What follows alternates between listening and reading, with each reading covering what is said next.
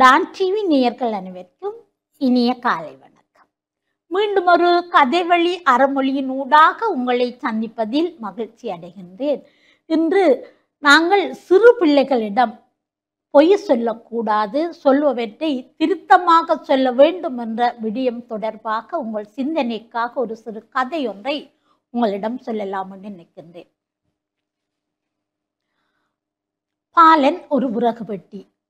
அவர் காட்டிலே சென்று அந்த மூங்கில் காட்டிலே சென்று அந்த மூங்கில்களை வெட்டி தன்னுடைய பிழைப்பை நடத்தி கொண்டு வந்தான். அவன் வறுமையிலும் தன்னுடைய குடும்பத்தை செம்மையாக வளர்த்து காத்து வந்த ஒருவர். ஒரு முறை தன்னுடைய 12 வயசு மகனையும் அந்த மூங்கில் காட்டுக்கு கூட்டிச் செல்கின்றார்.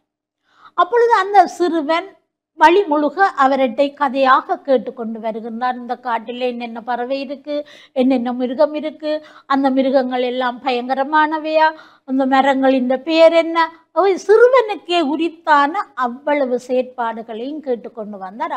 அப்பா சொல்றார், நீ அச்சா பிள்ளை தானே, சத்தம் போடாம வா தம்பி, நாங்கள் வேலையை முடிச்சு கொண்டு வீட்டை போகலாம் என்று சொல்றேன். அவர் ஓம் என்று சொல்லி சொல்கிறார். இதில் ஓடுறது என்னென்று சொல்லி அவர் சொல்லுகின்றார், ஒரு நதியை காடு, இது காட்டார் என்று சொல்கின்றார். சொல்லி போட்டு அவர் தன்னுடைய அதாவது மூங்கில்களை வெட்டி கொண்டு சொல்லுறார், இந்த மூங்கில்கள் எல்லாவற்றையும் ஒரு இடத்தை அப்புறம் சேர்த்து வச்சிரு, பிறகு நாங்கள் அதை பார்க்கலாம் என்று. அவர் மூங்கிலை வெட்டி கொண்டிருக்கும் போது இடையிலே அந்த சிறுவன் தந்தையை கேட்கின்றார், அப்பா இந்த காட்டாறு எங்கே போகின்றது? அவருக்கு அந்த கோபம், தான் வேலை செய்த அந்த கலை நெடுக இந்த சிறுவன் தன்னை கேட்கின்றான் என்று போட்டு இது வீட்டை தான் போகுது என்று சொல்ல. ஆகவே வீட்டை தான் போகுது என்று சொல்லி இவர்கள் எல்லாம் முடித்து வேலையெல்லாம் முடித்து வீட்டை திரும்பும் போது அப்போ தந்தை கேட்கின்றார், நான் வெட்டிய இந்த மூங்கில்கள் எல்லாவற்றையும் நீ எங்கே சேமித்து வைத்திருக்கிறாய் என்று கேட்கின்றார். அதற்கு அந்த சிறுவன் சொல்கிறான், அப்பா நீங்க தானே சொன்னீங்க இது எங்கட வீட்டுக்குத்தான் இந்த ஆறு போகுதுன்னு, ஆகவே நான் எல்லாவற்றையும் ஒன்றொன்றாக அந்த ஆற்றில் போட்டு விட்டேன், அது இப்பொழுது எங்களை வீடு போய் சேர்ந்திருக்கும் என்று சொல்றேன். ஆம் நேயர்களை, இவ்வாறு தான் நாங்களும் சில சூழ்நிலைகளை சமாளிப்பதற்காக அந்த பிள்ளைகளிடம் பொய்யை சொல்கின்றோம், தவறான கருத்துக்களை பிள்ளைகளிடம் விதைக்கின்றோம். உண்மையிலேயே அந்த சிறுவர்களிடம் நாங்கள் சொல்கின்ற விடயங்கள் உண்மையானவையாகவும் சரியானதையாகவும் இருக்க வேண்டும். ஏனென்றால் அந்த சிறுவர்கள் கள்ளங்கபடம் அற்றவர்கள்.